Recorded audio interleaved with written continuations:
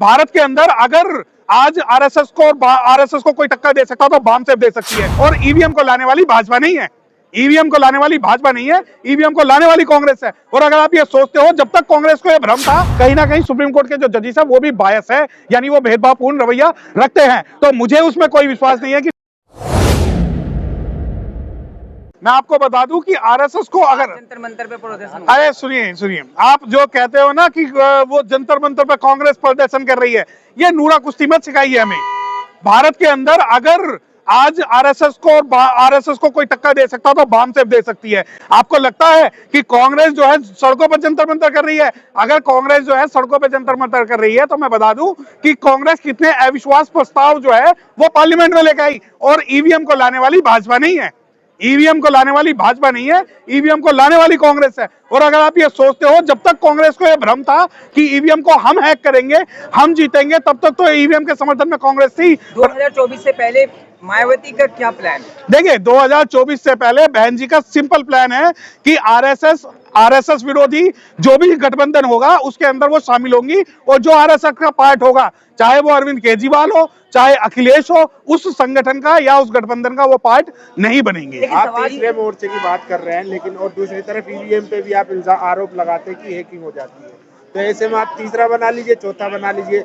जब EVM tempered हो ही रही है तो फिर आप कैसे जीत पाएंगे? देखिए सबसे जो आपका सवाल है बिल्कुल सही सवाल है कि जब ईवीएम टेम्पर हो रही है, लेकिन जो हमारा तीसरा मोर्चा बन रहा है वो एक सामाजिक संगठन के रूप में बन रहा है। राजनीतिक रूप से हम लड़ाई बाद में लड़ेंगे, क्योंकि आज हमारे सामने अगर ईवीएम का मुद्दा है तो कल तक ये लोग बूथ कैप्चरिंग कर लेते थे। तो हमारा जो समाज है, जो डिप्राइव्ड कम्युनिटी है, जो बहुजन समाज है, जो मुस्लिम है, जो अल्पसंख्यक है, जो पिछड़ा वर्ग है, उसकी जो रहनुमाई होगी वो कहीं ना कहीं जब तक हम एकजुट नहीं होंगे तब तक नहीं हो सकती। ईवीएम के खिलाफ क्या करेंगे? देखिए ईवीएम के खिलाफ जो है, जो भी सत्ता में है, कोई भी सत्ता में है, तो उसे सबसे पहले पार्लियामेंट्री डिसीजन हमें लेना पड़ेगा कि क्या ईवीएम संवैधानिक है या गैर संवैधानिक है। और सड़कों पे आने के लिए जो भी संगठन है जो ईवीएम के विरोध में, उन सबको चाहिए कि चुनाव का बहिष्कार करें, उसमें जो लीगल रेमेडीज है, चाहे वो पार्लियामेंट के अंदर हो या सुप्रीम कोर्ट के अंदर हो, उनको करें। लेकिन मायावती बस ट्वीट करती है ईवीएम को लेकर। नहीं, देखिए आपका अगर ये सवाल है कि बहन जी ट्वीट करती है, पहले तो आप ये कहते हैं वंदे वंदे जी, जब पहले तो आप ये कहते हैं कि वो बोलती नहीं है, जब बोलती है तो आपको ट्वीट लगता है। क्या कारण है कि आज भी मैं आपके चैनल के माध्यम से खुल के कह सकता हूं कि आपको आरएसएस के बंदे बोलते हुए दिख जाएंगे, परंतु कोई मुस्लिम कम्युनिटी का बंदा बोलेगा आपको नहीं दिखेगा, कोई शेड्यूल कास्ट बोलेगा आपको नहीं दिखेगा। आप ये बताओ ना, भारत के अंदर जो है ईवीएम का जो विरोध करने वाली सबसे पहली राष्ट्रीय पार्टी कौन सी थी? आपको इस बारे में विचार करना पड़ेगा। चुनाव आयोग का जो चुनाव प्रक्रिया थी उसको ही बदल दिया गया, आप सुप्रीम कोर्ट के जज जो वो उनको हटा दिया। देखिए ये मेरी एक बात सुनिए, पहली बात ये कि जो आप मुझसे सवाल पूछ रहे हैं, संवैधानिक रूप से मैं उस सवाल के समर्थन में नहीं हूं। ना तो मैं कोलिजियम के समर्थन में हूं, ना ही कोई कमेटी बनाने के समर्थन में हूं, ना ही मैं चुनाव आयोग के पक्ष में हूं, ना ही मैं सुप्रीम कोर्ट जज के पक्ष में हूं। संवैधानिक एक प्रक्रिया है। अगर आपको लगता है कि सुप्रीम कोर्ट के सभी जजेस जो है वो निष्पक्ष है और फेयर है, तो मैं इस बात को नहीं मानता। कहीं ना कहीं सुप्रीम कोर्ट के जो जजेस है वो भी बायस है, यानी वो भेदभावपूर्ण रवैया रखते हैं। तो मुझे उसमें कोई विश्वास नहीं है कि चुनाव आयोग में विधेयक जो आया है ये इससे कोई फर्क नहीं पड़ता। देखिए ये आप जब तक फर्क नहीं पड़ेगा, जब तक हर कमेटी के अंदर जिसकी जितनी संख्या भारी उसकी उतनी हिस्सेदारी, जब तक कि एससी एसटी ओबीसी माइनॉरिटीज लोग उसमें शामिल नहीं होंगे। मैं मानता हूं कि चुनाव आयोग की अगर कोई टीम बन रही है तो उसमें एक अल्पसंख्यक भी होना चाहिए, एक शेड्यूल कास्ट भी होना चाहिए, एक शेड्यूल ट्राइब भी होना चाहिए, ओबीसी भी होना चाहिए। बाकी मेरे लिए कोई सुप्रीम कोर्ट जज या कोई भी मायने नहीं रखता।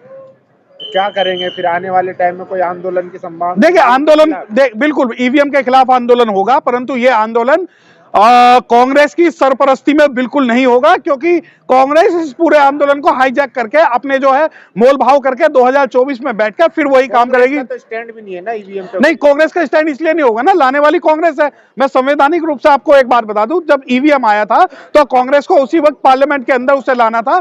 भारत के अंदर जो भी चीज होती है वो संवैधानिक प्रक्रिया के तहत होती है, और जब संवैधानिक प्रक्रिया ही कांग्रेस ने फॉलो नहीं की, ये वही काम है कि जैसे बाबरी मस्जिद के अंदर जो कांग्रेस जो है सेंटर में बैठी थी और आरोप जो आज भाजपा पे लगा रही है वही ईवीएम की जो पॉलिसी है वो लाई कांग्रेस की है, उसको आगे भाजपा ने बढ़ाया। तो जो आज महापंचायत हुई है, मुस्लिम महापंचायत, इसका 24 में असर दिखेगा क्या?